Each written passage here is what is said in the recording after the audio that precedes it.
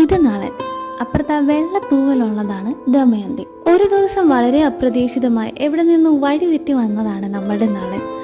വന്ന പാടെ ഞങ്ങൾ അവനെ ഇരു കൈ നീട്ടി സ്വീകരിച്ചു. അവനും അധികം സമയമൊന്നും വേണ്ടി വന്നില്ല ഞങ്ങളോട് ഇണങ്ങാനായി. 2 ദിവസം കഴിഞ്ഞപ്പോൾ അവനായി ഒരു കൊച്ചു വീടും ഒരു ഇണയും ഞങ്ങൾ നൽകി.